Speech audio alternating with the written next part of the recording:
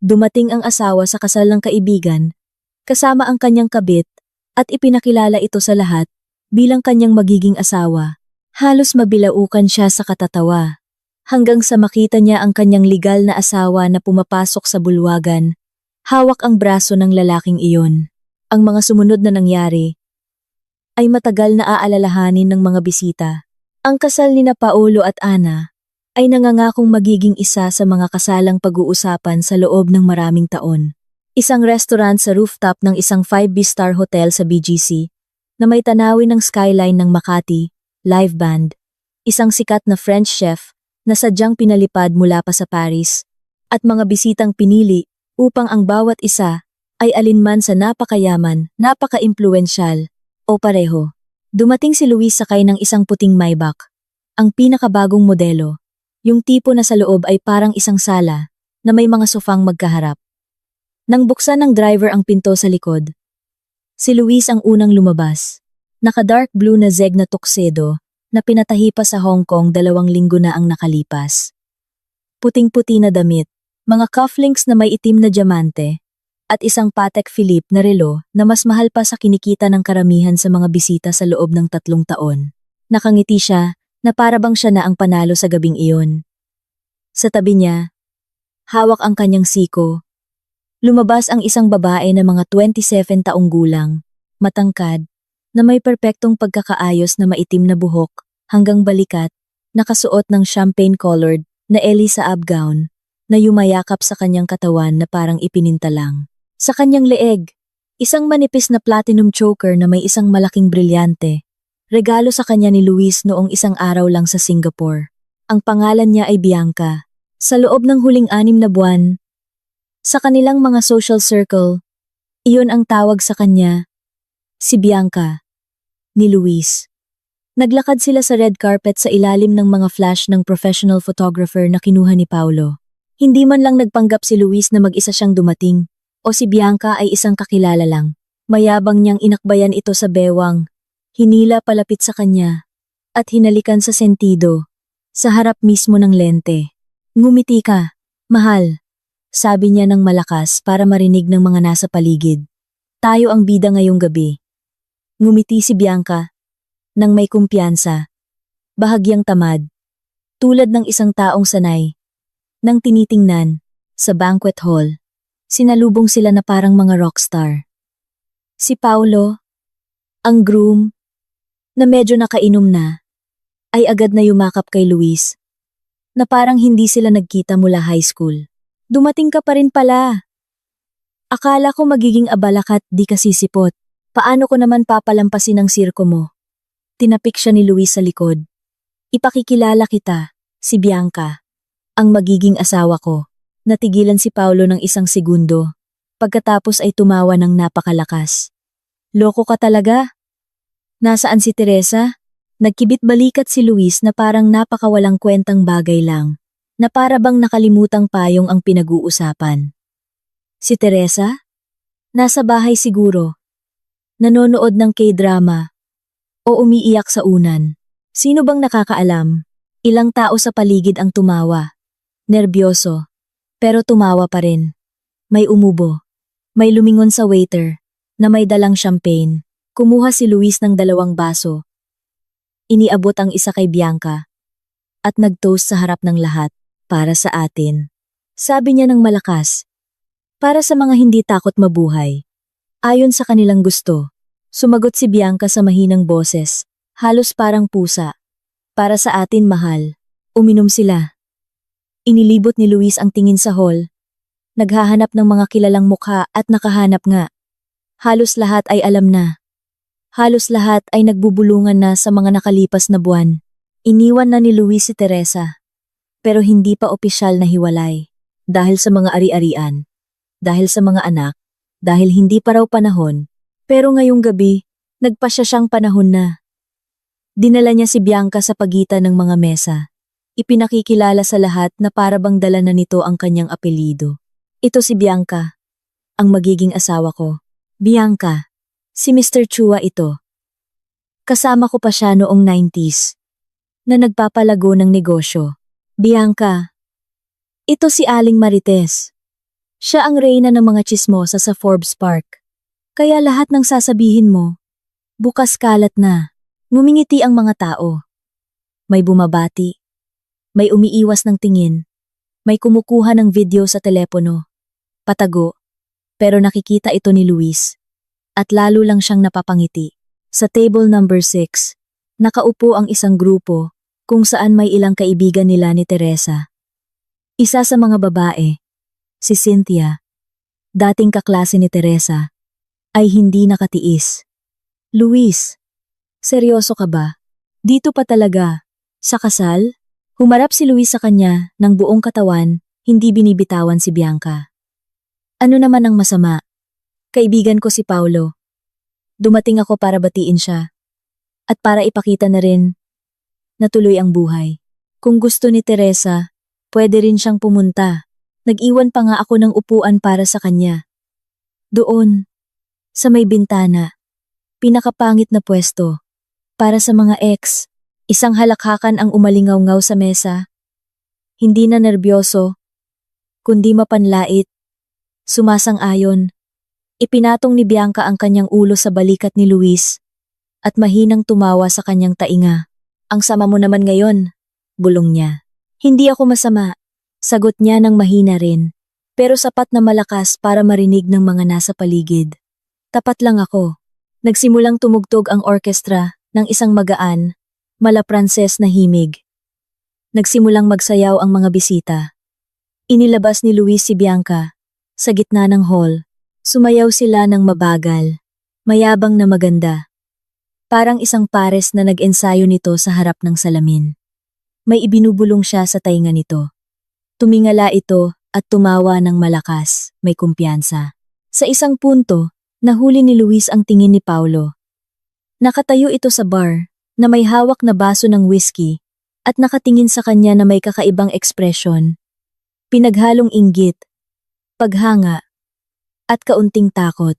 Kinindatan siya ni Luis, na parang sinasabing, tingnan mo, ganito dapat, lahat ay naaayon sa kanyang plano. Siya ang sentro ng gabi. Siya ang nagdidikta ng mga patakaran.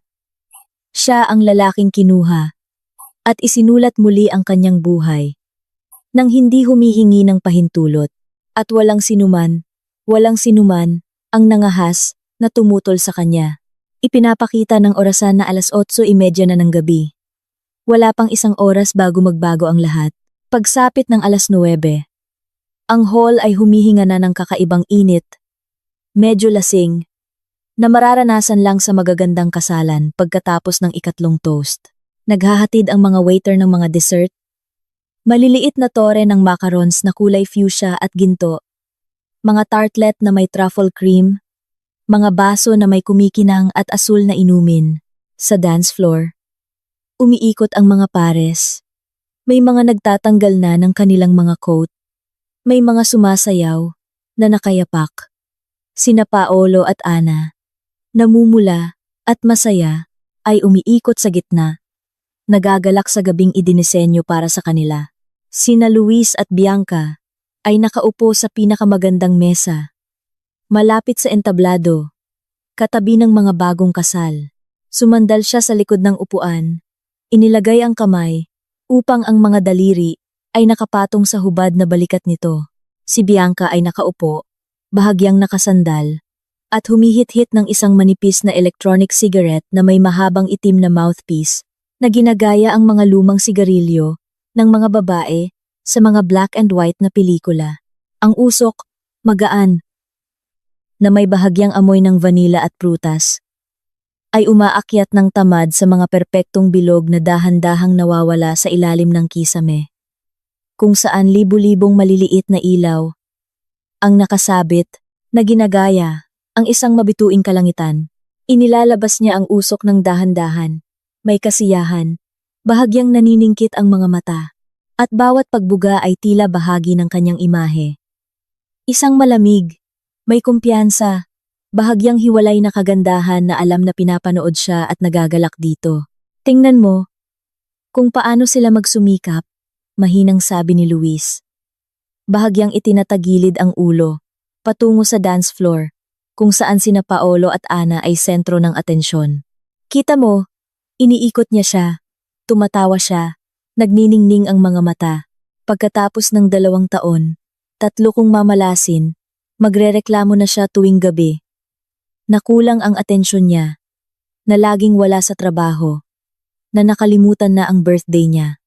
At siya naman, uupo sa kusina na may beer, at bubulong-bulong na hindi siya naiintindihan. Na puro reklamo lang sa bahay at walang pasasalamat. Klasiko. Ang walang hanggang klasiko ng lahat ng masayang mag-asawa.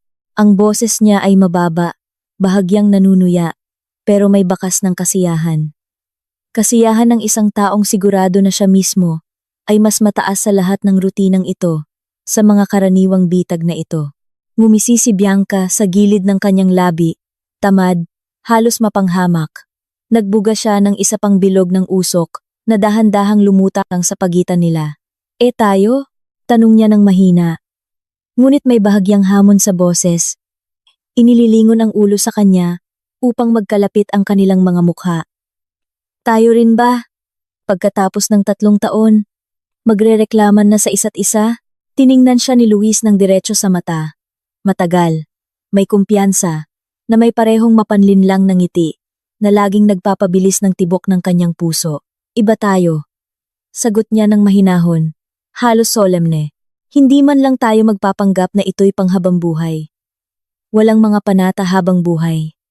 Walang mga ilusyon hanggang kamatayan. Magkasama lang tayo hanggat pareho tayong masaya. Hanggat may spark. Tapat. Walang daya. Walang mga pink na sentimiento. Tapat. Ang huling salita ay binigkas niya ng may diin, na para bang naglalagay ng tuldok sa isang panloob na debate. Hindi sumagot si Bianca sa salita. Sa halip, dahan-dahan siyang yumuko sa kanya, upang makita ng lahat ng kalapit na mesa ang bawat galaw, at hinalikan siya. Mabagal, malalim, sa harap ng lahat, ang kanyang mga labi ay malambot, bahagyang malamig mula sa champagne, na may kaunting lasa ng vanilla na usok. Ang halik ay tumagal, sapat na para ang ilang tao sa mga kalapit na mesa ay lumingon sa hiya, habang ang karamihan ay nakatitig ng lantaran. Hindi itinatago ang kanilang kuryosidad. Mayroon pa ngang naglabas ng telepono at nagsimulang mag-video. Halos walang pakundangan. Napansin ito ni Luis. Ngunit sa halip na umiwas o mahiya, lalo pa niyang hinigpitan ang yakap sa kanya. Ang kaliwang kamay sa bewang. Ang kanan ay bahagyang itinagilid ang ulo nito. Pinalalalim ang halik. Nang sa wakas ay naghiwalay sila, lumingon siya sa hall at sinabi ng malakas, may hamon, para marinig ng mas maraming tao. Hayaan silang mag-video. Hayaan nilang makita ng lahat bukas. Hindi ako nagtatago, hindi ako nahihiya. Nabubuhay ako ayon sa gusto ko. At hayaan ang buong siyudad na ito na malaman. Sa sandaling iyon, lumapit sa kanilang mesa si Rico. Isa sa mga nakakakilala kay Luis mula pa noong panahon ng kanyang unang malaking negosyo, noong unang bahagi ng 2000s. Si Rico ay lasing na, pero tuwid pa ring tumayo. Luis? Seryoso ka? Tanong niya, tumatango kay Bianca. Ganito, kalantaran, itinaas ni Luis ang kanyang baso. Bakit hindi, Rico? Ang pagtatago ng kabit sa mga sulok-sulok ay para sa mga talunan. Matanda na ako. Alam ni Teresa kung sino ang pinakasalan niya. Alam niya at nanahimik. Ibig sabihin, ayos lang sa kanya. Ngayon? Hindi na. Pwes, umalis siya. Bukas ang pinto, umiling si Rico, pero may paghanga sa kanyang mga mata. Prinsipyado ka talaga. Tapat ako, pagtatama ni Luis. May pagkakaiba iyon. Mahinang tumawa si Bianca, pero sapat na para marinig sa dalawang mesa ang layo at romantiko pa siya. Dagdag niya. Isang romantiko lang na may pagkamatapang. Nag-toast ulit sila. Naramdaman ni Luis ang isang kaaya-ayang pakiramdam ng kapangyarihan na kumakalat sa loob niya. Hindi lang siya isang bisita dito. Siya ang nagbabago ng mga patakaran ng laro sa gitna ng laban. At walang makakapigil sa kanya. Sa sandaling iyon, inihayag ng MC ang isang paligsahan para sa pinakamagaling na sayaw ng mga bisita. Sina Paolo at Ana, ay nakaupo na sa kanilang mesa. Humihingal pagkatapos ng naunang sayaw. Nagsimulang tumawag ang MC ng mga pares. At ngayon, tawagin natin ang ating pinakamakinang na mga bisita, Luis at Bianca. Tama po ba? Pakiusap. Sa dance floor, nag-ingay ang hall. May pumalakpak. May sumipol ng may pagsang-ayon. Tumayo si Luis. Magalang na inalok ang kanyang kamay kay Bianca. Tumayo ito ng dahan-dahan na parang ipinanganak para sa mga ganitong eksena. Kumikinang ang kanyang damit sa ilalim ng mga ilaw. Lumabas sila sa gitna. Nagbago ang musika sa isang bagay na mabagal, na may mabibigat na bass. Isang modernong remix ng isang lumang French chanson. Niyakap ni Luis si Bianca sa bewang. Hinila palapit. Gumalaw sila na parang nag-ensayo ng ilang buwan. Kumpiyansa siyang namuno. Mahinahon siyang sumunod. Pero eksakto. Bawat ikot, bawat yuko, isang demonstrasyon. Hindi lang isang sayaw, isang pahayag. Nang patapos na ang kanta, yumuko si Luis sa kanyang tainga. At sinabi ng sapat na malakas para marinig ng mga kalapit na mesa. Alam mo, nagpasya ako ngayon. Pagkatapos ng kasal na ito, pupunta tayo sa City Hall. Bukas na bukas din. Gusto ko, bago magpasko, opisyal ka ng akin. Tinaasan siya ng kilay ni Bianca. Pero ngumiti ng malapad, masaya. Paano si Teresa? Makakatanggap si Teresa ng text. Sagot niya, at hinalikan ito sa huling nota ng kanta. Sumabog ang hall. Sa palakpakan. Hindi lahat ay taos-puso. Pero karamihan. Oo. Dahil ito'y isang palabas. Dahil ito'y matapang. Dahil ito'y maganda. Bumalik sila sa kanilang mesa. Lumapit si Paolo. Niyakap si Luis. Baliw ka, kapatid. Sabi niya ng mahina. Pero, lintik. Ang galing mong gawin. Ngumisi lang si Luis. Maikli lang ang buhay, Paolo. Kunin mo ang sayo habang kaya mo. Maikli lang ang buhay, Paolo. Ang orasan ay nagpapakita ng 11. 4 ng gabi. Ang mga pinto ng hall ay bukas. Ang hangin ng gabi. Ang amoy ng ilog. Ang malayong ingay ng syudad. Walang nakapansin sa isang figura na lumitaw sa pintuan. Una, isang anino lang. Pagkatapos, isang anino ng isang babae na nakaitim na bestida hanggang sahig, na may bukas na balikat at mahabang hiwa sa gilid. Ang buhok ay nakapusod ng mataas. Sa leeg ay ang mismong perlas na kuwintas na regalo ni Luis kay Teresa sa kanilang ika-10 anibersaryo. Sa kanyang braso, isang kamay ng lalaki na may maitim na manggas ng tuksedo. Pumasok si Teresa ng dahan-dahan, may kumpiyansa. Sa tabi niya, isang lalaki na agad nakilala ni Luis. At sa pagkilalang iyon, sa unang pagkakataon sa buong gabi, may kumirot sa loob niya. Maikli, matalim, parang kuryente. Nagsimulang lumingon ang mga bisita. Una, bulungan. Pagkatapos ay humina ang musika. Pagkatapos ay halos katahimikan na. Hindi agad namatay ang musika. Humina lang, na parang may nagbaba ng volume sa mixer. Hindi naglakas loob na pindutin ang stop. Ang MC, na nakatayo sa mikropono, ay natigilan na nakabukas ang bibig. Nakalimutan ang susunod na sasabihin tungkol sa paligsahan. Ang mga waiter na may mga tray ay huminto sa gitna ng mga daanan. Ang mga usapan sa mga mesa ay isa-isang namatay, tulad ng mga kandilang hinipan ng hangin. Naglakad si Teresa ng mabagal, hindi nagmamadali. Ang itim na bestida, yung mismong tinawag ni Luis noon, na masyadong formal para sa pang-araw-araw, ay perpekto sa kanya. Binibigyang diin ang bawat kurba na dati niyang kabisado. Ang takong niya ay tumutunog sa marmol. Pantay, may kumpiyansa, walang panginginig. Sa kanyang mukha, isang kalmadong ngiti, halos hiwalay, yung tipo na isinusuot niya sa mahahalagang pagtitipon kapag kailangan niyang magmukhang hindi matinag. Ang lalaking humahawak sa kanyang braso ay mas matangkad sa kanya ng isang ulo. Maitim na Tom Ford tuxedo, puting-puti na damit, perpektong pagkakatali ng bowtie. Isang mukha na pamilyar sa marami sa hall, Hindi lang pamilyar, kundi isa na nagpapakirot sa sikmura ng karamihan. Si Don Ricardo de Villa. Ang mismong de Villa na nagmamay-ari ng 3 pinakamalaking construction holdings sa Metro Manila at mga kalapit na probinsya. Isang taong ang pangalan sa mundo ng negosyo ay binibigkas ng pabulong o may paghanga. Yung taong sinubukan ni Luis na kausapin para sa isang joint project sa Forbes Park at nakatanggap ng magalang ngunit matigas na pagtanggi. Hindi ka pa hinog, sabi ni De Villa noon sa telepono. Isang linggong uminom si Luis para makalimutan ang linyang iyon. Ngayon, si De Villa ay naglalakad sa tabi ni Teresa at nakangiti ng mahinahon, halos mabait, tulad ng isang taong hindi dumating para makipag-away kundi para lamang dumalo. Huminto sila. Inilibot ni Teresa ang tingin sa hall, nang dahan-dahan, na parang may hinahanap. Nakita niya, nakaupo pa rin si Luis sa parehong posisyon, nakasandal sa upuan, ang kamay sa balikat ni Bianca. Ngunit ngayon, ang mga daliri niya ay hindi na nakarelax. Mahigpit na itong nakakapit sa tela ng bestida nito. Si Bianca ang unang nakaramdam na may mali. Lumingon siya kay Luis. Ano? Tanong niya ng mahina. Hindi siya sumagot. Nakatingin lang. Nagsimulang magtinginan ang mga bisita. May bumulong. Si Teresa yan. Kasama si De Villa.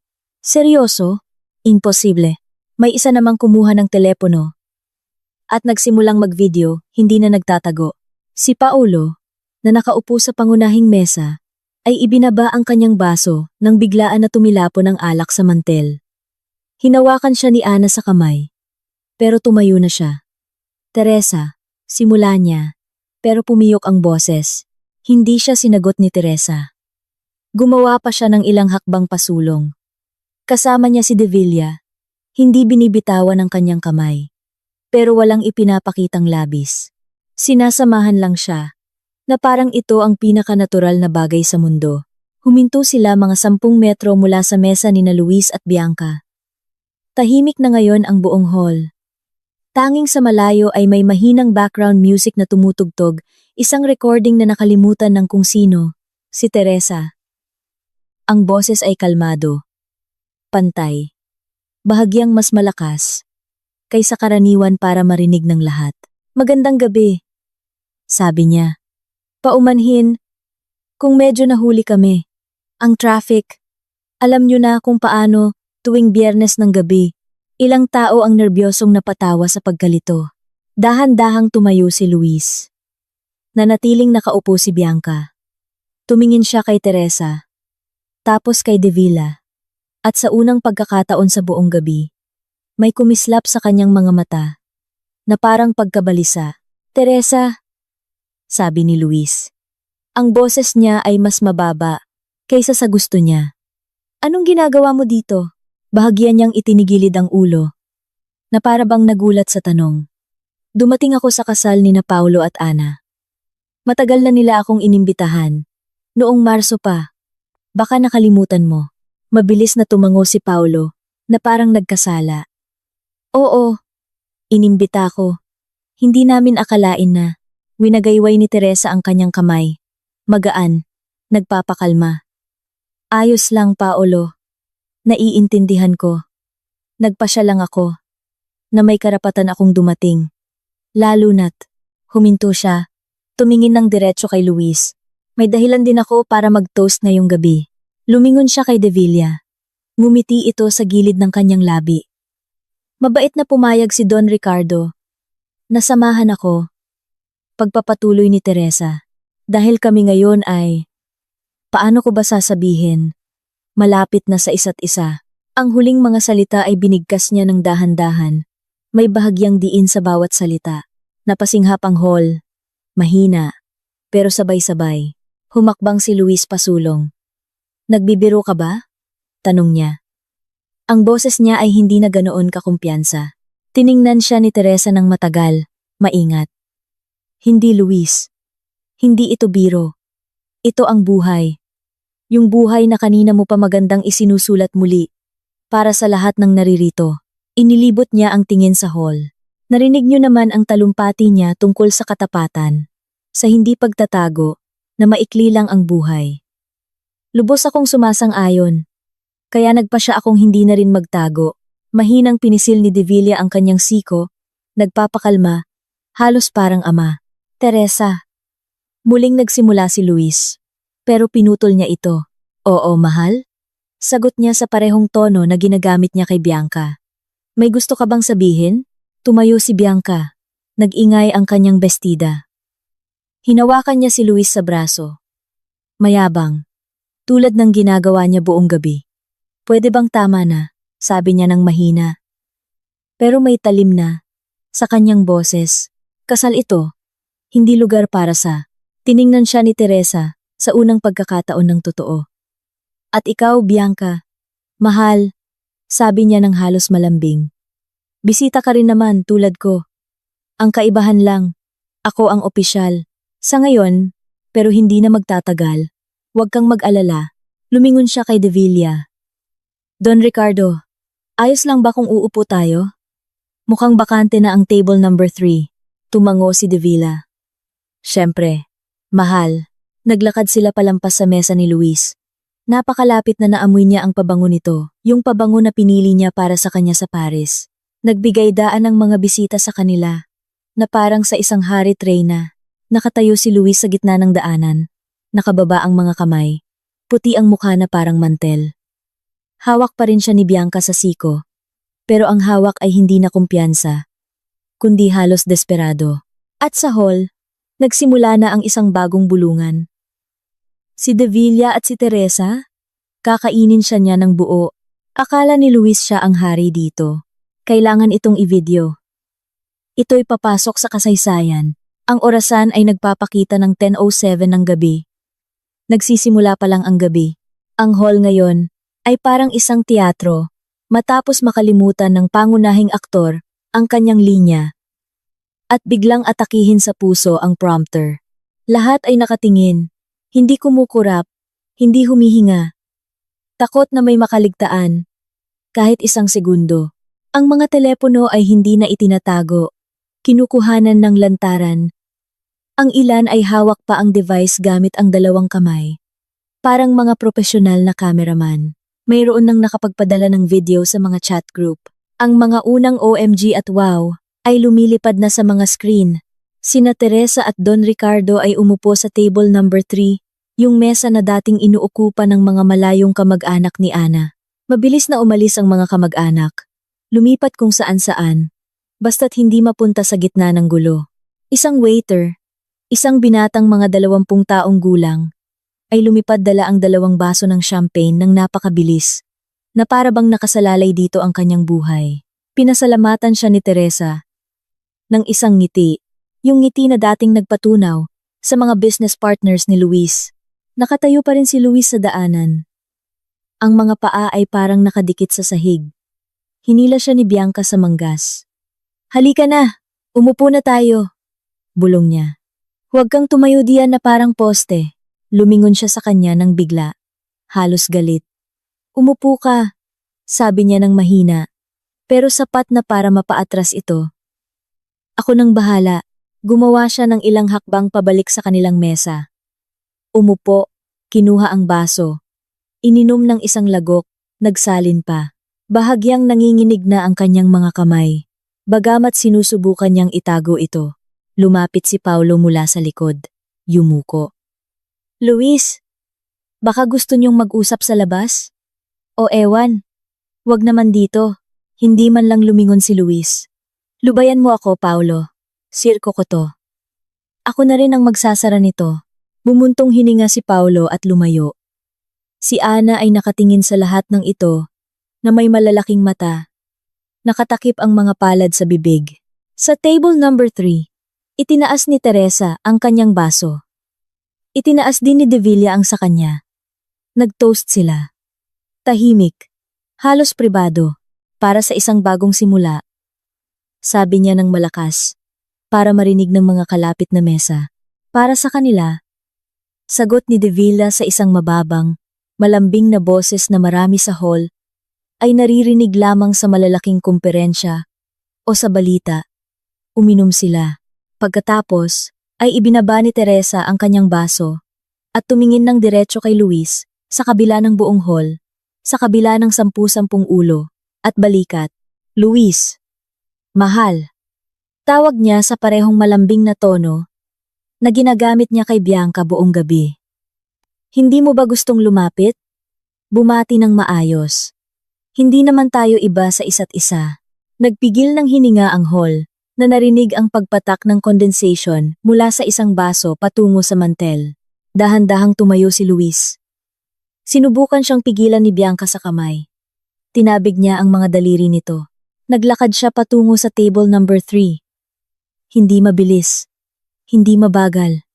Tulad ng isang taong papunta sa bitayan. Pero sinusubukang magmukhang siya ang nag-utos nito. Huminto siya 2 hakbang mula sa kanila. Hi, Teresa, sabi niya. Paos ang boses. Tumango si De Villa, nang magalang, walang bahid ng panunuya.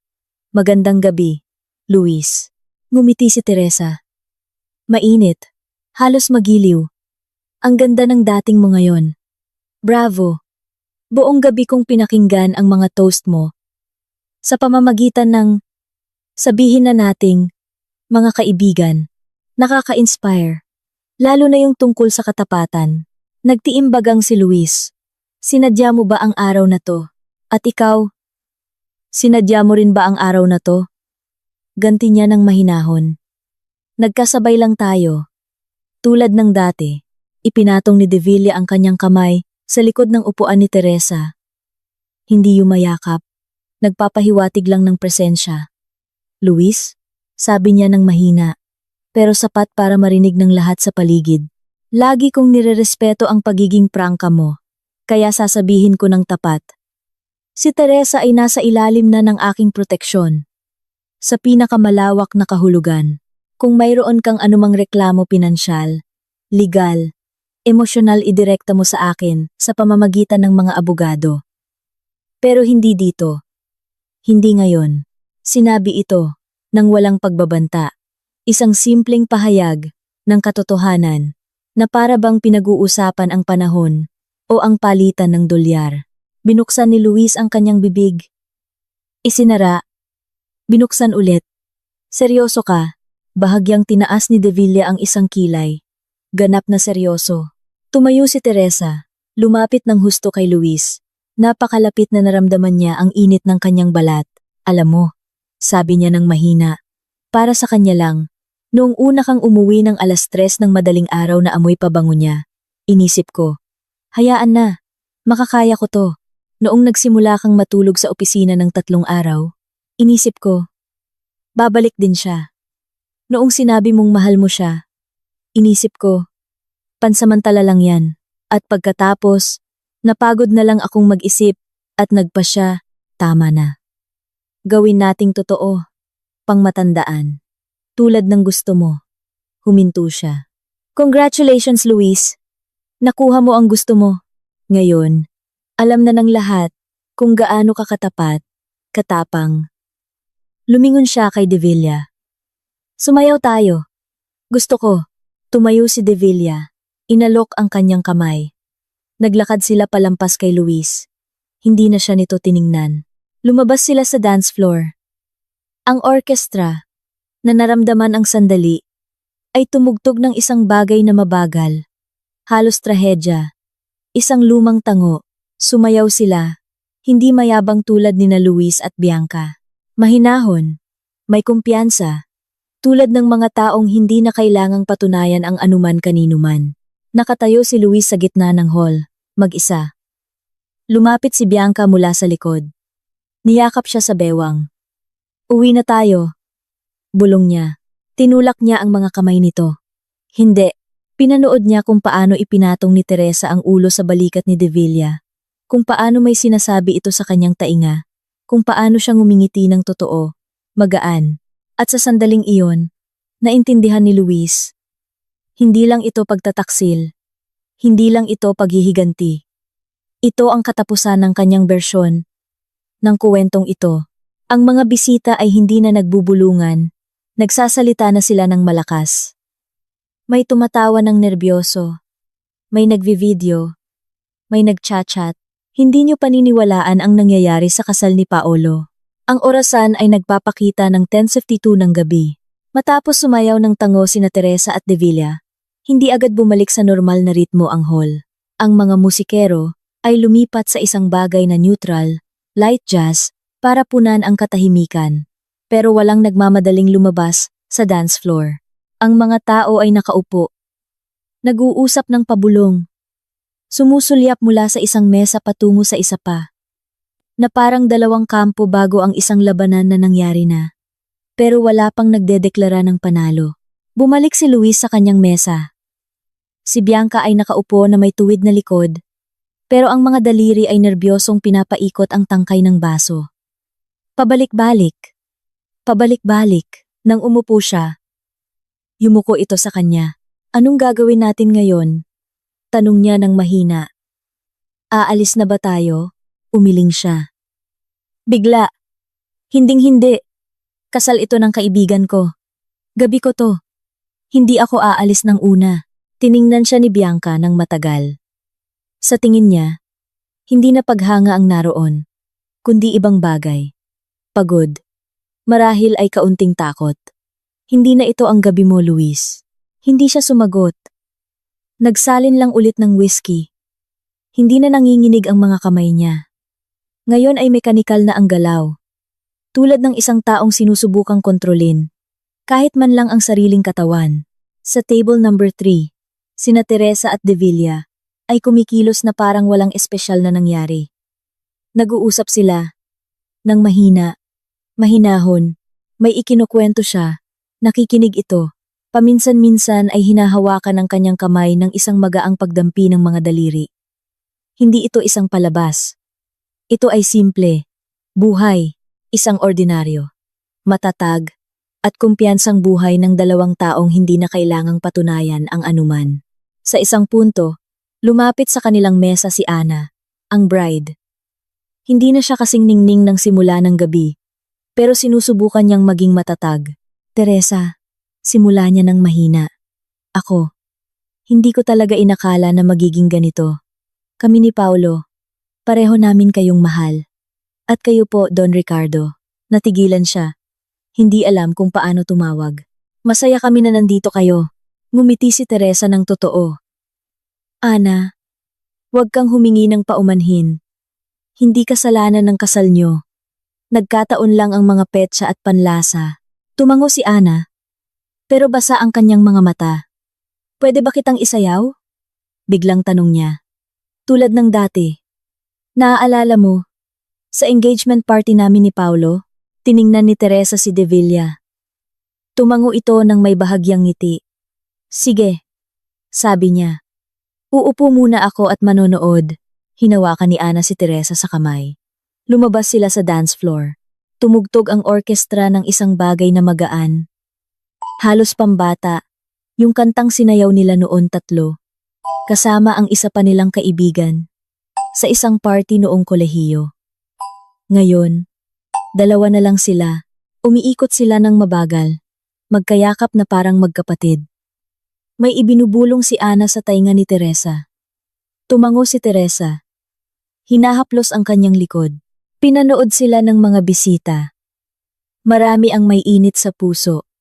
May ilan pang ang ngumiti sa unang pagkakataon sa huling kalahating oras. Nang totoo, pinanood din sila ni Luis. At sa sandaling iyon, may tuluyang nasira sa loob niya. Tumayo siya, lumapit sa bar, umorder ng double whiskey, ininom, tapos, isa pa, tahimik na nagsali ng bartender ng pangatlo. Sumunod si Bianca. Luis, tama na, sabi niya sa wakas. At sa kanyang boses, wala na yung malambing na pag-aalala na naririnig buong gabi. Tingnan mo ang sarili mo. Mukha kang kawawa. Totoong-totoong kawawa. Na parang kalalabas mo lang sa public execution sa plaza. Dahan-dahan siyang lumingon sa kanya. Ang mga mata niya ay pula. Hindi dahil sa luha, kundi sa tensyon, sa ininom, sa kumukulo sa loob niya, na walang mapaglabasan. Namamaga ang mga talukap, malaki ang mga balintataw, at sa tinging iyon, sa unang pagkakataon sa buong gabi, Nakita ni Bianca hindi ang kumpiyansang lalaking minahal niya, kundi ibang tao na lilito. Nasasaktan, halos wasak. Kawawa, ulit niya ng mahina. Dapat siya ang mukhang kawawa. Siya ang iniwang asawa. Pinabayaan. Walang nangangailangan. Hindi ako. Ako. Tama naman ang ginawa ko. Naging tapat ako. Ipinakita ko sa lahat kung paano mabuhay. Dahan-dahang umiling si Bianca. Halos hindi mahahalata ang galaw. Pero laman nito ang lahat. Pagod, pagkadismaya, at isang kakaibang awa. Halos parang ina. Hindi siya mukhang iniwan, Luis. Sagot niya ng mahinahon. Pero bawat salita ay bumagsak ng mabigat, tulad ng bato sa tubig. Mukha siyang panalo, kalmado, kumpiyansa, tulad ng isang taong sa wakas ay nanalo sa isang laro, kung saan hindi mo man lang napansin na matagal na siyang naglalaro ayon sa sarili niyang mga patakaran. At ikaw, iniisip mo pa rin sa'yo. Sinuntok ni Luis ang makintab na ibabaw ng bar. Hindi malakas, para hindi mabasag ang mga baso. Pero sapat para ang ilang taong nakaupo sa malapit ay magulat at lumingon. Ang tunog ay mapurol, pero malinaw, tulad ng isang putok sa katahimikan. Wala siyang kwenta. Halos isigaw niya. Wala siyang kwenta. Hanggang sa hinugot ko siya, mula sa boring na buhay na iyon. Lahat ng meron siya ngayon, kondo sa Rockwell, kotse, mga damit, koneksyon, reputasyon, kahit yung lintik na perlas na kuwintas sa leeg niya. Lahat yan pera ko, koneksyon ko, apelido ko. Ako ang gumawa sa kanya. Ako pumiyok ang boses niya sa huling salita. Naging mataas. Basag. Halos pambabae. Narinig niya ito mismo.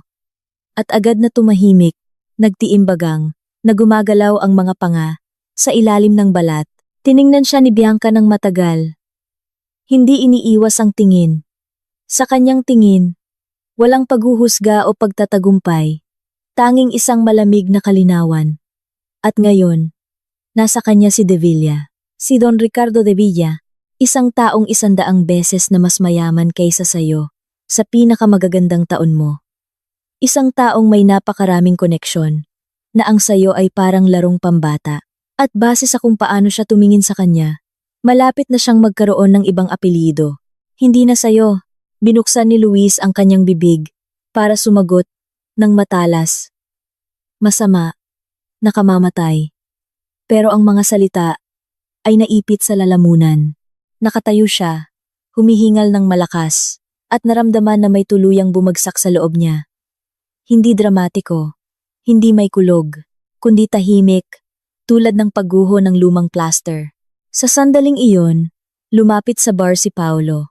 Lasing na rin siya, namumula ang mga pisngi, medyo malaki ang mga galaw, pero malinaw ang mga mata, halos matino. Tiningnan niya si Luis, tapos si Bianca, tapos ulit si Luis. Luis, sabi niya ng malambing, labas tayo, manigarilyo, mag-usap. Masyadong maraming tenga dito. Tumango si Luis, biglang masunurin. Tulad ng isang bata, na sa wakas ay tinawag pa uwi pagkatapos ng mahabang pag-iyak. Itinulak niya ang sarili mula sa bar, at sumunod kay Paulo. Hindi lumingon kay Bianca. Lumabas sila sa terrace. Ang hangin ng gabi ay humampas sa kanilang mga mukha. Malamig, may halong amoy ng ilog at usok ng tabako. Sa ibaba, maingay ang Maynila. Malayo, walang pakialam. Naglabas si Paulo ng isang kaha ng sigarilyo. Pinindot ang lighter. Humithit ng malalim. Inabot ang kaha kay Luis. Kinuha niya ang sigarilyo. Pero hindi sinindihan. Pinaglaruan lang sa pagitan ng mga daliri. Pinapanood ang dahan-dahang pagdilaw ng papel mula sa pawis ng kanyang mga daliri. Akala ko, masisira siya, biglang sabi ni Luis. Nakatingin sa kung saan sa dilim sa ibabaw ng ilog. Akala ko, pupunta siya dito, makikita kami ni Bianca. Iiyak. Luluhod. Magmamakaawang bumalik. O aalis ng tahimik na nakayuko. Pero siya, dumating siyang kasama siya. kasama si De Villa. At mukha siyang, parang siya ang nang-iwan sa akin. Parang ako ang iniwan. Nagbuga si Paolo ng mahabang usok na dahan-dahang natunaw sa hangin ng gabi. At ikaw, mag-isa ka bang darating? Tanong niya ng mahina. Kung siya ang gumawa niyan sa'yo. Dumating na may kasamang kabit at inihayag na aalis na siya.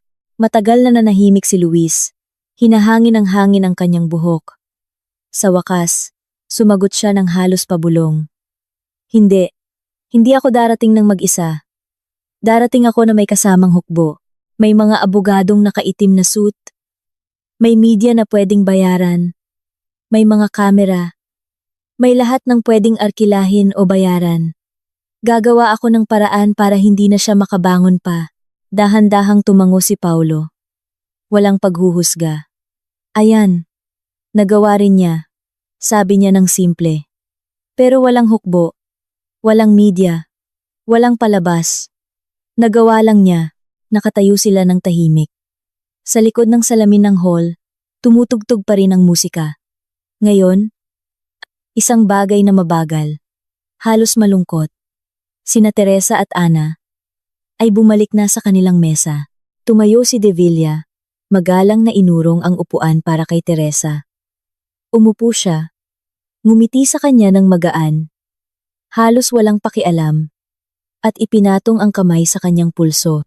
Ang mga daliri ay nakapatong ng mahinahon. May kumpiyansa.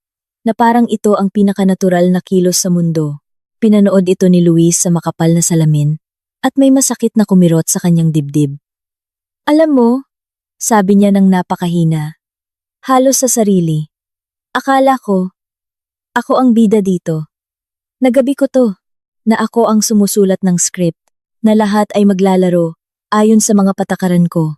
Naggibit balikat si Paolo. Pagod. Bilang kaibigan. Ang mga script ay sinusulat ng mga may mas maraming pera, o mas maraming pasensya, o pareho. At ikaw, akala mo lang merong kanyan. Ngumisi si Luis ng mapait. Baluktot. Walang saya. Tinapik siya ni Paolo sa balikat. Malakas. Panglalaki. Umuwi ka na kapatid. Bukas. Magiging mas madali. O mas malala. Pero tiyak na hindi tulad ngayon. Bigyan mo ng pahinga ang sarili mo. Umiling si Luis. Matigas ang ulo. Halos pambata. Hindi. Mananatili ako hanggang sa dulo. Hayaan nilang makita ng lahat na hindi ako tumatakbo. Na hindi ako sumusuko. Lumingon siya at bumalik sa hall. Ang lakad niya ay mabigat, na parang ang mga paa niya ay puno ng tingga. Si Bianca ay mag-isang nakaupo sa kanilang mesa. Telepono sa kamay. Tensyonado ang mukha. Nakakuyom ang mga labi. Nang lumapit siya, tinaas niya ang mga mata. Sa mga ito, may halong pagkabalisa at pagod. Kalat na sa mga chat group, sabi niya ng mahina. Halos walang tono. Kinukuhanan tayo ng stories. Sila rin. Nagpapasahan sila ng mga video. Ang tindi ng mga komento. Bukas, nasa lahat na ito. Lahat, Luis. Umupo siya sa tabi niya. Dahan-dahan. Mabigat. Kinuha ang kanyang kamay. Malamig. Bahagyang nanginginig. Pinisil ang mga daliri ng mahigpit. Halos masakit. Hayaan mo. Sabi niya ng paos. Hayaan mo silang manood. Hayaan mo silang pag-usapan. Hayaan mo silang tandaan. Mananatili pa rin ako. Hanggang sa dulo. Pero ang boses niya ay hindi na pareho. Walang katiyakan. Hindi nagwawagi. Ang orasan ay nagpapakita ng halos hating gabi. Ang gabi ay naging isang kuwento na ikukwento pa sa loob ng maraming taon, na may iba't ibang tono. Pero laging may parehong wakas. Natalo si Luis. Hindi dahil nanalo si Teresa, kundi dahil isiniksik niya ang sarili sa isang sulok. At hindi napansin na lumabas lang siya sa ibang pinto. Ang kasal ay matagal nang hindi nakasal sa karaniwang kahulugan. Ito ay isang dula na may hindi inaasahang kwento, kung saan nakalimutan ng mga aktor ang kanilang mga papel at ang direktor ay matagal nang umuwi. Ang mga bisita ay nahati sa tatlong kampo. Yung mga aktibong kumukuha ng video at nagpapadala sa mga chat. Yung mga nagpapanggap na walang nangyayari, at masigasig na kumakain ng dessert, at yung mga nakaupo lang na nakabukas ang bibig, at naghihintay ng susunod na mangyayari. Nakaupo si Luis sa kanyang mesa, nakatitig sa walang laman na baso. Si Bianca ay hindi na sumusubok na aliwin siya. Nakaupo lang siya sa tabi niya. Magkasalikop ang mga braso, at nakatingin sa kung saan. Ang mukha niya ay tensyonado. Nakakuyom ang mga labi. Naiintindihan niya. Kung aalis siya ngayon, magmumukha itong pagtakas. Kung mananatili siya, kailangan niyang panoorin kung paano tuluyang magiging personal na bangungot niya ang gabi. Ang MC, kawawa, ay sinusubukang iligtas ang sitwasyon. Lumabas siya sa entablado na may mikropono. Ngumiti ng masyadong malapad at inihayag. At ngayon, mga minamahal na kaibigan, ang pinakamatamis na sandali ng gabi? Ang cake! Inilabas ng mga waiter ang isang malaking, 5 palapag na cake. Puting-puti, na may mga gintong dahon, at totoong mga rosas. Tumayo sina Paulo at Ana, magkahawak kamay, lumapit sa cake sa ilalim ng palakpakan. Ngunit ang palakpakan ay mahina, kalat. Lahat ay hindi naghihintay ng cake. Kinuha ni Paulo ang kutsilyo. Ipinatong ni Ana ang kanyang kamay sa ibabaw ng kanya. Hiniwa nila ang unang piraso. Dahan-dahan, na parang natatakot na mabali ang talim. Pagkatapos ay kinuha ni Paulo ang isang piraso. Idinampi sa labi ni Ana. Ngumiti ito ng pilit, pero masigasig. Medyo lumakas ang palakpak ng mga bisita. At doon, tumayo si Teresa. Hindi siya nagmamadali. Lumapit siya sa mga bagong kasal. Inilagay ang baso sa isang maliit na serving table sa tabi ng cake. Maingat, para hindi masagi ang mga asukal na rosas. Pagkatapos, ay lumingon siya kay Ana. Niyakap niya ito ng mahigpit. Parang ina. Idiniin sa kanya na parang gustong ipasa sa yakap na iyon ang lahat ng hindi niya nasabi sa mga nakaraang buwan. Isubsob ni Ana ang mukha sa kanyang balikat. At bahagyang nanginig ang mga balikat ng bride. Hinaplos ni Teresa ang kanyang likod.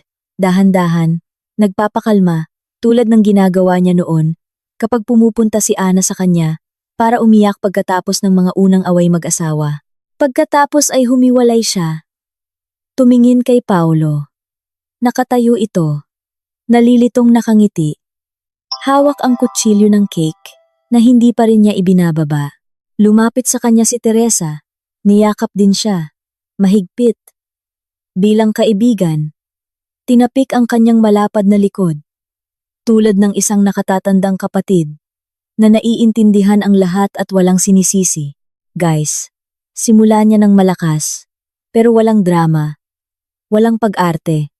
Sa isang boses na kumalat sa hall, nang malinis at malinaw, tulad ng isang kampanilya sa katahimikan. Mahal na mahal ko kayo. Alam niyo yan pareho, matagal na, at alam kong hindi niyo ginusto na maging ganito ang araw na ito. Walang sino man sa atin ang may gusto nito. Pero dahil nangyari na, gusto kong magbigay ng toast. Hindi para sa akin. Hindi para sa kung sino man sa amin na may kasamang iba, kundi para sa inyo. Para sa inyong dalawa. Huminto siya. Maikli. Pero ramdam. Lahat ay nakikinig. Maging ang hininga ng hall ay naging mas tahimik. Nawa ay hindi niyo ulitin ang ginawa namin ni Luis. Nawa ay lagi niyong sabihin sa isa't isa ang katotohanan, agad-agad kahit na masakit. Nawa ay hindi kayo mag-ipon ng sama ng loob sa loob ng maraming taon. Hindi ito itago sa ilalim ng alpombra. Hindi hintayin na maging isang bomba. Nawa ay kung may magtatapos, at nangyayari iyon minsan ito, ay magtatapos ng makatao. Walang mga dramatikong pag-alis. Walang mga pampublikong kahihiyan. Walang pagtatangkang wasaki ng isa para lang maramdaman mong mas malakas ka. Tapat lang. Pangmatandaan. May respeto. Itinaas niya ang kanyang baso. Dahan-dahan, solemne. Ang mga bisita, halos lahat, ay kinuha ang kanilang mga baso. May mga nag-aalinlangan. May mga mabilis. Maging ang mga panig kay Luis buong gabi. Maging ang mga tumawa sa kanyang mga biro at sumang-ayon sa kanyang mga salita, ay itinaas ang kanilang mga baso. Maging si Bianca, automatiko, hindi nag-iisip, sumunod sa agos, ay itinaas ang sa kanya.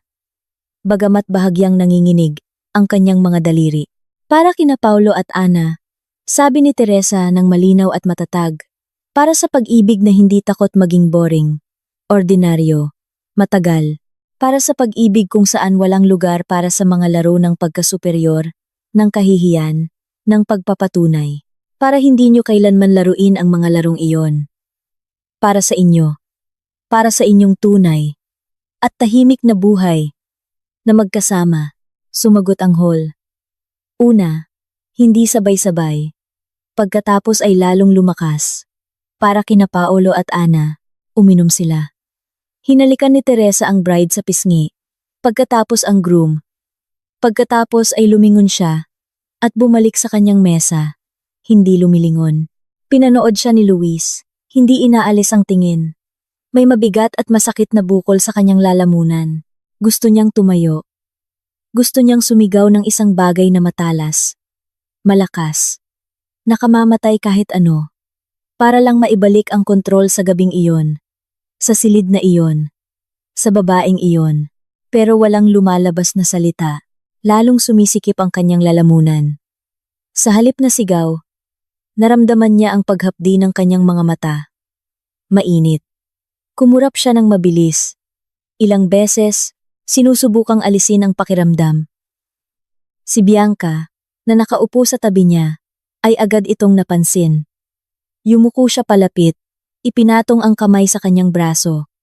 Luis, simula niya ng mahina, halos pabulong, may pagkabalisa sa boses.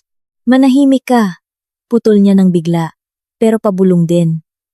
Sa manahimik ka na iyon, naroon ang lahat, galit, hiya, at desperasyon. Si De Villa, na buong panahong nakaupo ng tahimik, pinapanood ang mga pangyayari na may hindi mababasang ekspresyon, ay dahan-dahang tumayo, hindi siya nagmamadali.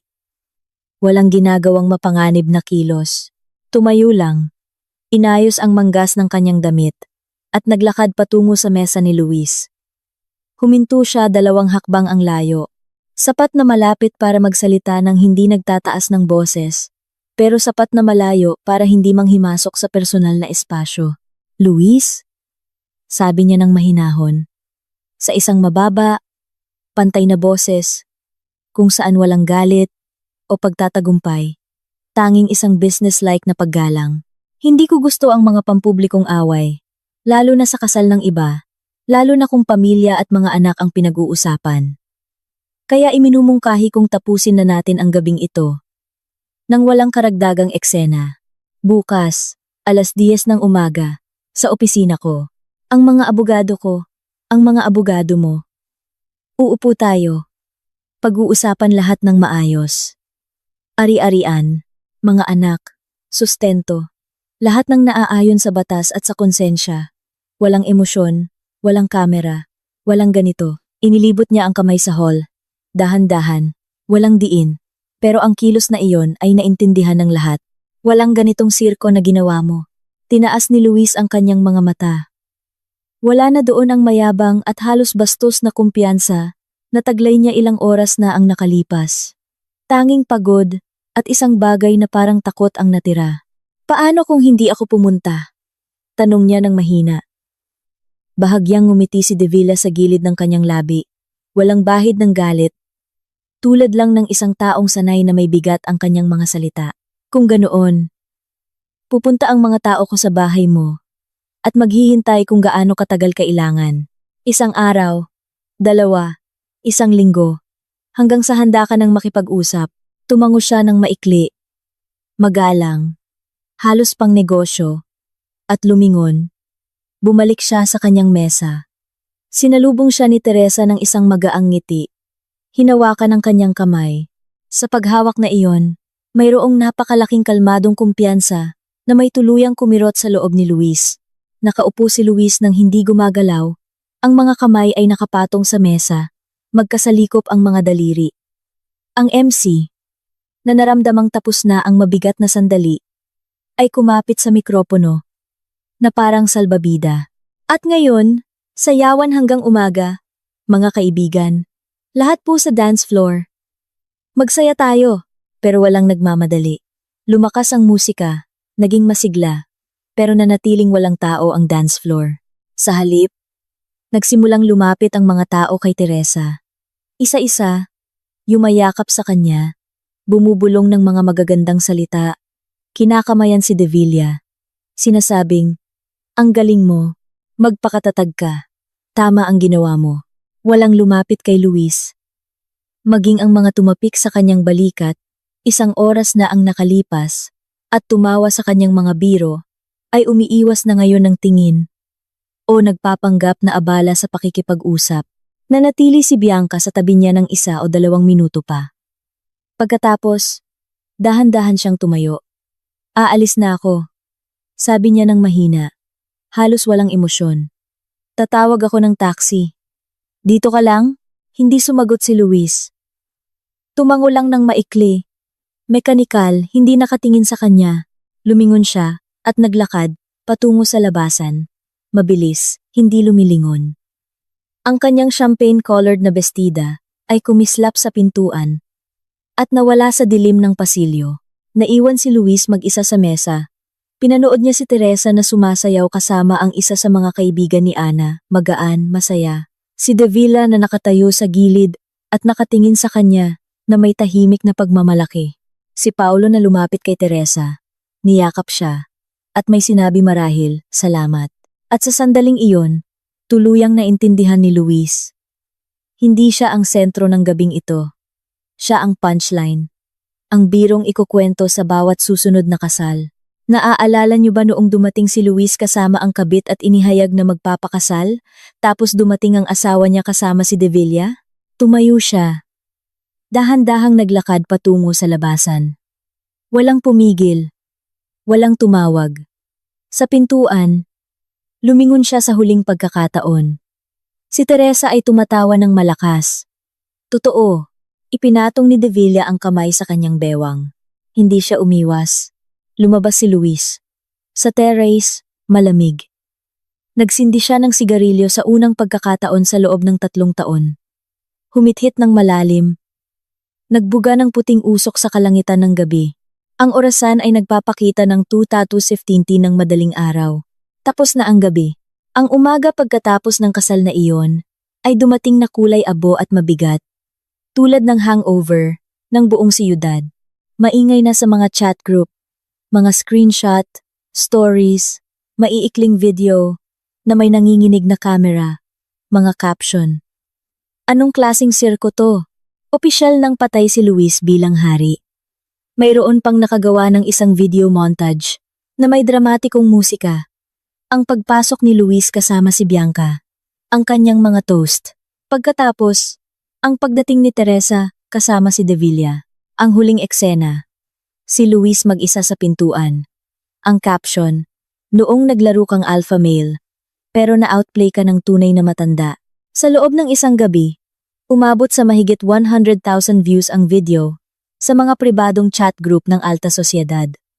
Kinaumagahan, kumalat na ito sa mga pampublikong page. Nagising si Luis sa kanyang kondo sa Rockwell bandang 10:30. Umuugong ang ulo niya. Lasang kahapong whiskey at sigarilyo ang bibig niya. Nakahiga siya, nakatingin sa kisame, sinusubukang alalahanin kung paano siya nakauwi. Naaalala lang niya na pinakiusapan niya ang taxi driver. Nalakasan ang musika para hindi marinig ang sariling hininga. Ang telepono ay nasa bedside table. Kumikislap sa mga notification. Kinuha niya ito ng nanginginig na kamay. 47 missed calls mula sa iba't ibang tao.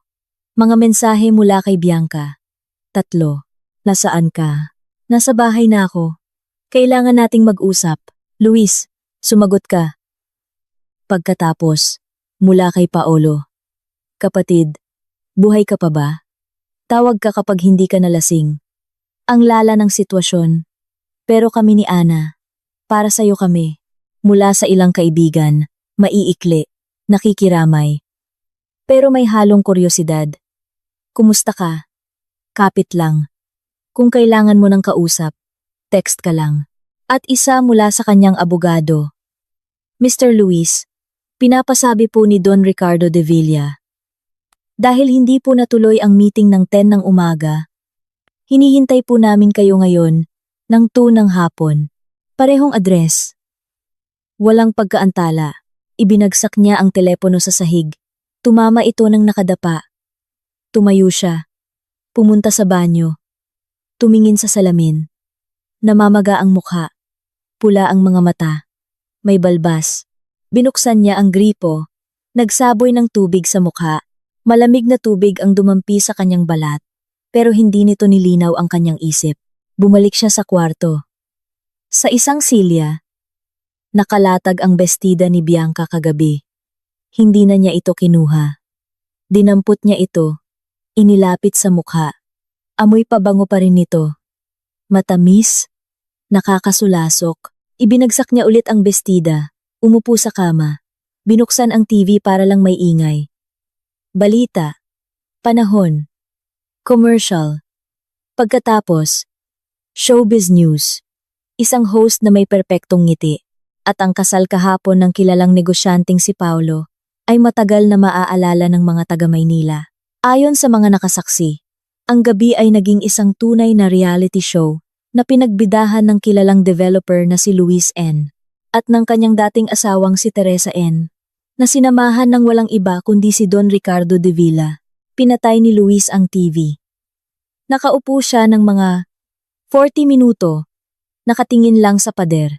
Pagkatapos ay tumayo, pumunta sa walk-in closet, pinili ang pinakapormal niyang suit dark gray, zegna, puting damit, itim na kurbata, mga cufflinks na walang brilyante. Simple lang, nagbihis siya ng dahan-dahan. Parang papunta sa isang libing. Bandang 1:30, nasa kotse na siya. Ang driver, yung parehong naghatid sa kanya sa kasal, ay tahimik buong biyahe. Minsan lang nagtanong, "Saan po tayo?" "Sir Luis?" Kay De Villa. "Alam mo ang address?" Tumango ang driver. Ang opisina ni De Villa ay nasa isang business center sa Ayala Avenue. Salamin, bakal, lahat kumikinang, na parang ang gusali mismo ang nagsasabing, dito pinagpapasyahan ang mga kapalaran. Bumaba si Luis sa kotse. Inayos ang kurbata. Sumakay ng elevator papuntang 23rd floor. Isang sekretarya. Isang batang babae na may perpektong makeup. Ang sumalubong sa kanya ng isang ngiti. "Sir Luis, hinihintay po kayo." "Dito po." Naglakad siya sa pasilyo. Bahagyang nakabukas ang pinto ng opisina ni De Villa. Sa loob, si Teresa. Nakaupo siya sa isang silya sa harap ng isang malaking mesa. Nakasuot ng formal na suit na kulay kape. Nakatali ang buhok sa isang mababang ponytail. Sa tabi niya, isang abogado na may mamahaling suit. Si De Villa ay nakatayo sa may bintana. Nakatalikod sa pinto. Nang pumasok si Luis, lumingon si De Villa. "Magandang hapon, Luis." "Maupo ka." Umupo si Luis sa tapat ni Teresa. Tiningnan siya nito ng mahinahon. Walang galit. Walang pagtatagumpay. Kalmado lang. "Magsimula na tayo?" tanong ni De Villa. Binuksan ng mga abogado ang kanilang mga folder. Mga numero, mga petsa, mga punto, mga kondo, mga kotse, mga bank account, mga share sa negosyo, mga anak saan nag-aaral, kanino mananatili, schedule ng mga pagbisita, sustento, isang compensation para sa moral damages. Hindi ito hiningi ni Teresa. Pero iginiit ng abogado ni De Villa na isama ang punto. Tahimik na nakinig si Luis, pumirma kung saan itinuturo.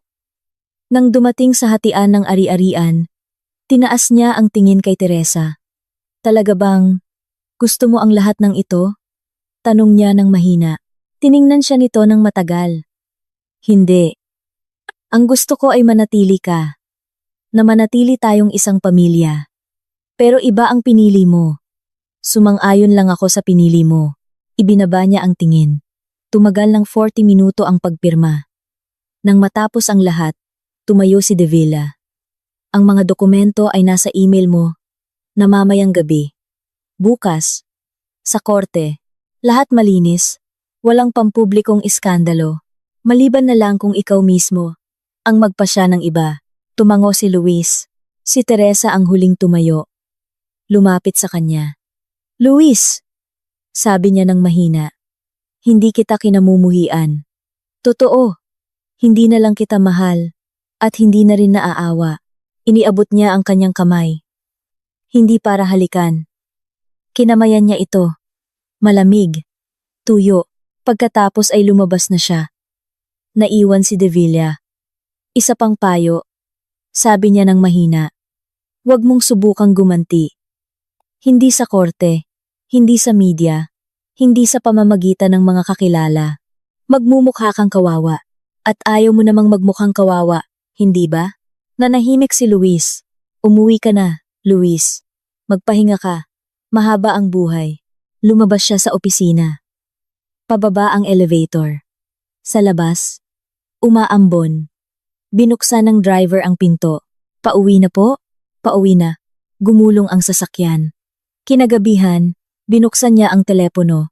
Mensahe mula kay Bianca. Aalis ako ng 1 linggo, pupunta sa nanay ko sa Cebu. Huwag kang tumawag. Kailangan kong mag-isip. Hindi siya sumagot. Pagkatapos ay binuksan niya ang isa sa mga chat group. Yung maingay kahapon. Ngayon, tahimik na. Isang mensahe lang mula sa isang kakilala. Guys! Hindi na nakakatawa. Nasasaktan yung tao. Isinara ni Luis ang chat, humiga sa sofa, ipinikit ang mga mata. Ang orasan ay nagpapakita ng 7 ng gabi. Halos tapos na ang kwento. Pero sa mga social circle ng Maynila, ikukwento pa ito ng matagal, na may mga bagong detalye, mga bagong eksaherasyon, at bagong moral ng kwento. At sa tuwing may magsasabi ng, maikli lang ang buhay, kunin mo ang sayo, may magdaragdag. Huwag mo lang kalimutan na minsan, ang sayo ay kinukuha ng iba, at napakagaling nila. Lumipas ang 1 taon. Patuloy na nabuhay ang Maynila sa kanyang karaniwan, medyo mapang-uyam na buhay. Mas mabilis magbukas ang mga bagong restaurant kaysa sa magsasara ang mga luma. Tumaas ang presyo ng mga kondo na parang bula, at ang mga tao ay patuloy pa ring pinag-uusapan ang mga drama ng iba habang umiinom ng prosecco o matcha sa isang coffee shop sa BGC. Ang kasal ni na Paolo at Ana ay matagal nang naging isang alamat, yung tipo na ikinukwento na may mga bagong detalye sa tuwing may magsisimulang magyabang. Ganyan din ang gagawin ko. Darating ako kasama ang bago ko. At wawasakin ko silang lahat, karaniwan. May isang tahimik na magsasabi, huwag mong subukan. Naaalala mo si Luis, at lahat ay tatahimik. O tatawa ng maikli, nerbyoso. Si Luis ay mag-isa nang nakatira sa parehong kondo sa Rockwell. Ngayon, parang masyado na itong malaki. Tuluyan nang umalis si Bianca. Una sa Cebu, pagkatapos ay sa Singapore.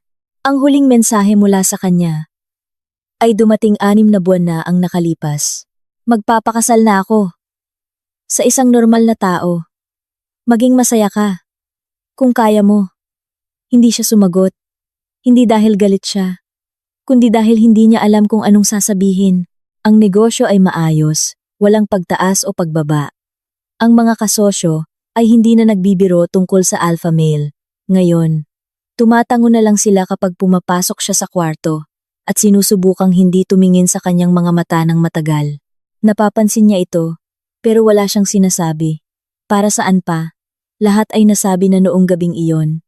Halos hindi na siya umiinom, halos hindi na naninigarilyo. 4 na oras lang ang tulog, minsan nagigising sa gitna ng gabi at nakaupo sa dilim, nakatingin sa mga ilaw ng syudad. Iniisip si Teresa, hindi na may galit, kundi may kakaibang pagtataka. Halos may paggalang. Paano niya nagawa? Paano niya nahanap ang lakas na hindi lang umalis, kundi umalis sa paraang maaalala niya magpakailanman?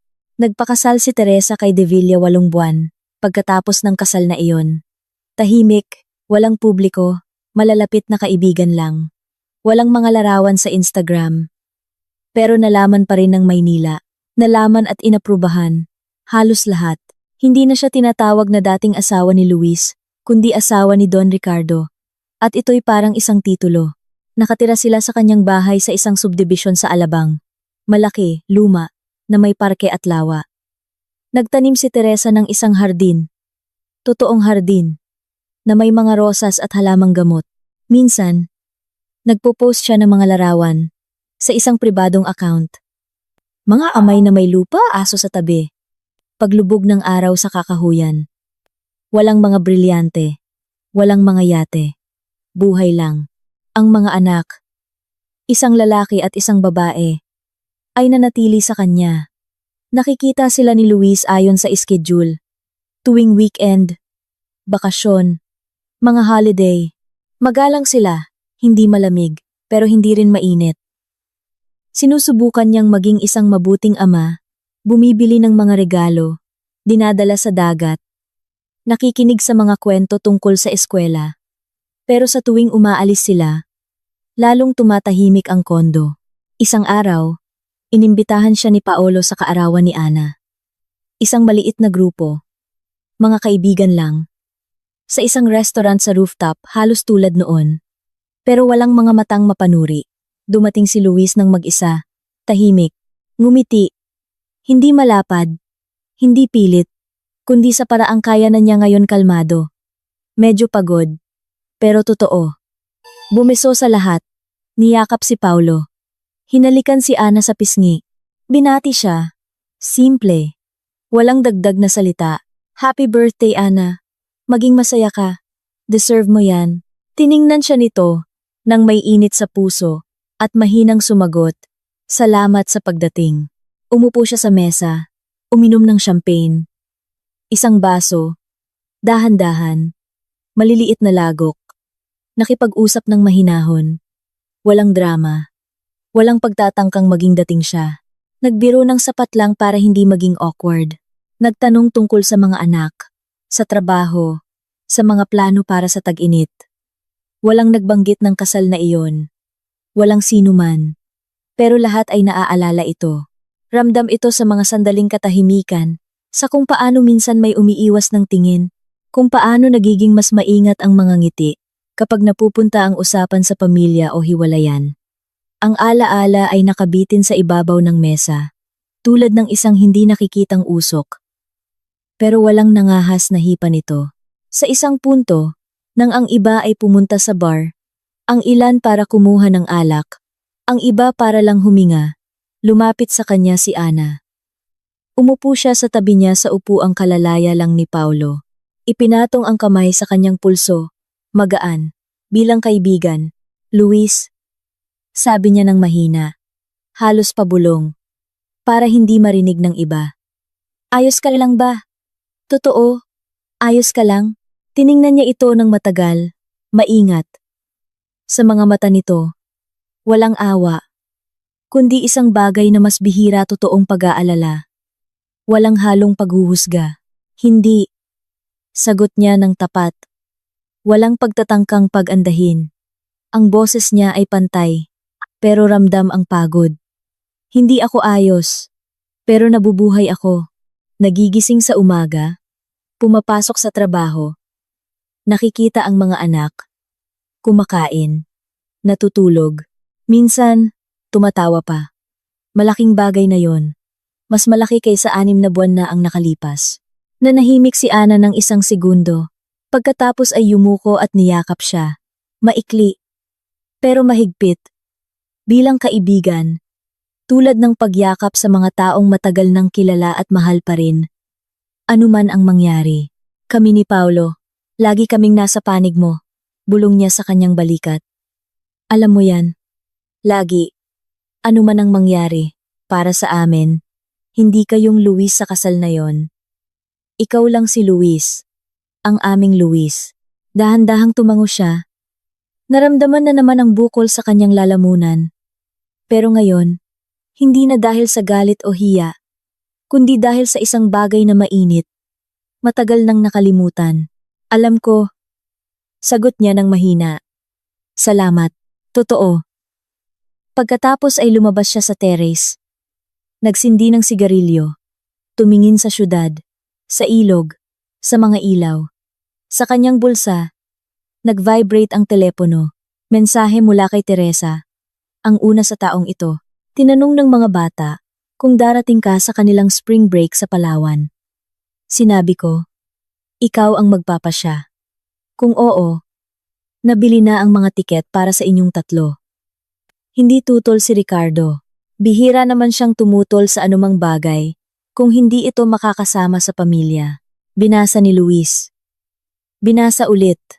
Ngumiti sa unang pagkakataon. Sa mahabang panahon. Nang totoo.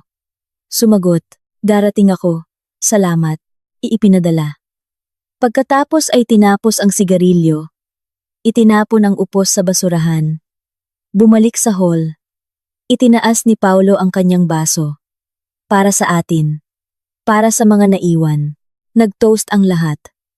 Itinaas din ni Luis ang kanyang baso. Para sa mga naiwan. Ulit niya ng mahina. At uminom. Sa sandaling iyon, naintindihan niya na tapos na talaga ang kwento. Hindi sa isang panalo. Hindi sa isang pagkatalo. Ang buhay ay nagpapatuloy. Minsan, kasama ang mga taong sinaktan mo. Minsan, wala ang mga taong minahal mo, pero laging nagpapatuloy. At marahil, iyon na ang pinakatapat na wakas